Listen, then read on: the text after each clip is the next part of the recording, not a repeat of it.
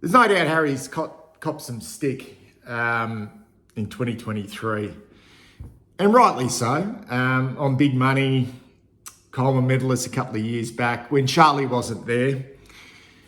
29 goals is well unders, and part of that was to do with conversion and confidence. There were 6 games out of the 21 where he didn't hit the scoreboard, and he only kicked 4 goals once, and that was against North Melbourne early on in the year. So it was a lean year for Harry. But in saying all that, I think probably more than Charlie, between the arcs when he gets up the ground as that roaming centre-half forward, because he does, both of them do, Charlie and Harry, but Harry has got a good engine for his size. He is the one that I'm so confident in down the line to take those contested marks to get us out of trouble. So I think we sometimes underrate how important he is for us structurally.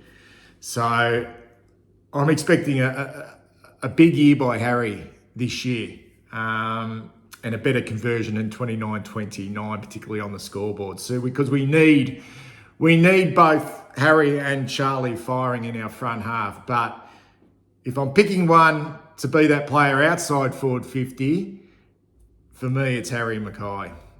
He's got the best hands in the business. I think the 12 possession prelim final game by Adam Saad against the Brisbane Lions was somewhat symbolic of a player who didn't quite reach the heights of his All-Australian year the year before. But if you look at his numbers, they're not a hell of a lot different. But there is little doubt in my mind, given the fact that we had Boyd out for long periods of time, Williams didn't play, we didn't have a lot of dare out of our back half, Doc spent time up on the wing. It meant that a lot of that fell on the shoulders, a lot of that run and gun fell on the shoulders of Adam Saad, and the opposition were able to somewhat put the clamps on him, particularly in the most dangerous part of the ground, which is between the arcs. And we never quite saw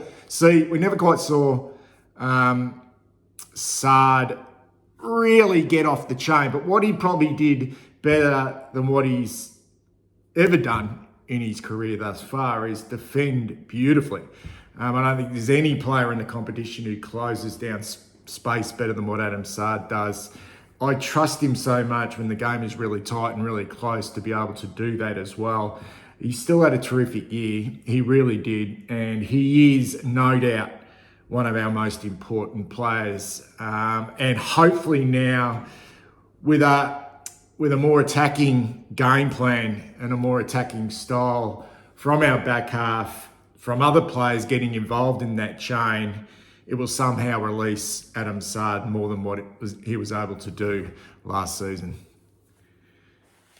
You could mount an argument, you really could, that Sam Walsh could be the number one player at our football club right here, right now. But given the nature of his interrupted season last year, where he was seriously lame and almost crippled in the pre-season, didn't come into the team until round 5, and although he played some good football, he never quite got going in regards to what we saw from Walsh with his running ability, in the first 2 or 3 seasons of his AFL career, and then copped the sort of hamstring a little bit later on and missed some football as well. But his final series has now catapulted him into elite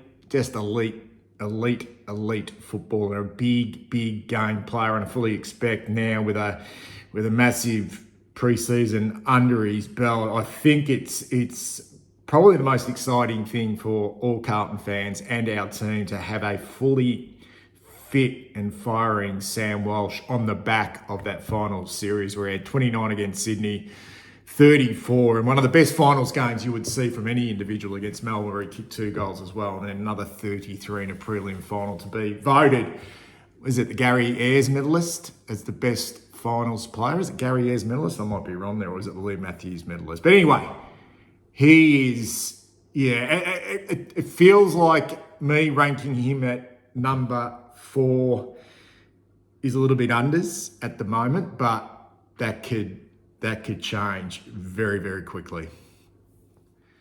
I don't want to necessarily sit here and talk about how good Charlie Curnow is, because we know he's just a freak of nature.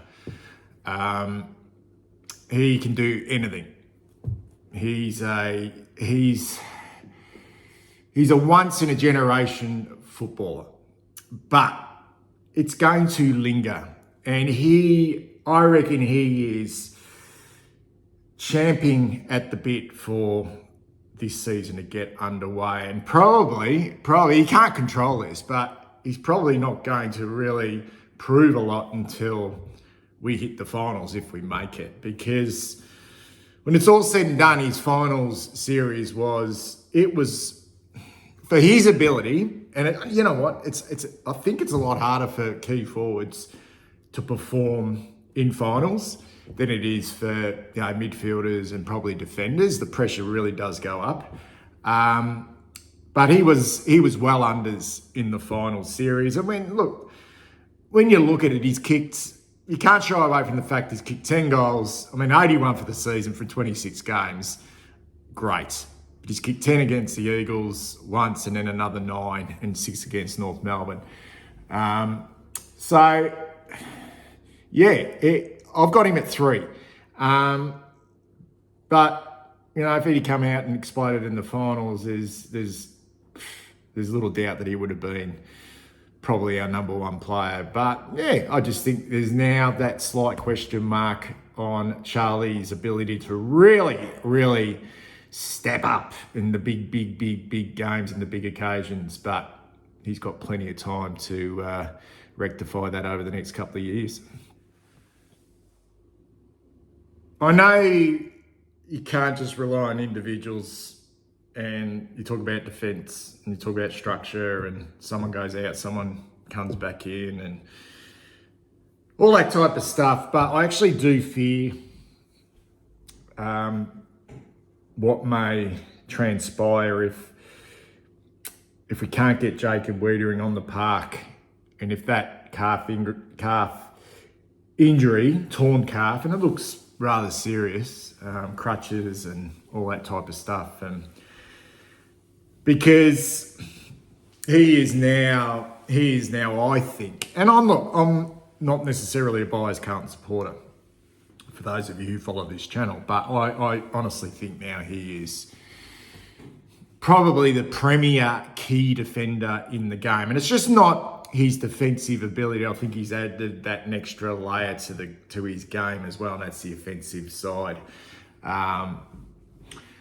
Rarely beaten, and he's now such a strong presence and strong leader at our football club. He's such a steady, well-rounded individual who can do just about anything on the football field. He's a fucking man mountain, and he's unlucky not to be ranked as the number 1 player on this list. And this has got nothing to do with him just winning the John Nichols medal, which is our best and fairest. This has got to do with him being just the complete package as a defender. And it's just an absolute fucking disgrace that he wasn't All-Australian in 2023, Jacob Wiedering.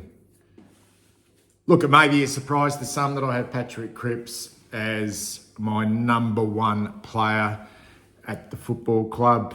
And he didn't have, I suppose, the numbers or the fanfare in regards to performance, which he had in his Brownlow year. And I think the thing that probably separated that was the goals. He kicked 20 goals into 22 compared to only 9 this year, but he kicked important goals this year.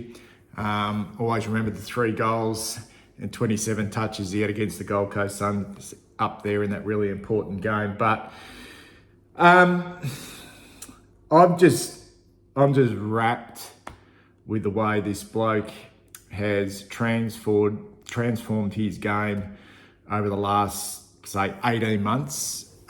since becoming the sole captain, and it took a while. It took a while for Patrick Crips, I think, to realise that being a captain and being a leader and the responsibilities associated to that, and to sacrifice his own game at times for the betterment of the team. That we can see that. I can see that, and that takes something completely different than just running around the ground pretty much doing what you like. And I remember doing a video a few years ago on Patrick Crips and sort of thinking I would love to see him take a leaf out of, I suppose, the model of Trent Cotchin, who took a while to really warm into the captaincy. And once he was able to do that, once he was able to find that in his game, he just became so much more effective for the football team. And that's what I see Patrick Crips at the moment. He is just an absolute beast for us.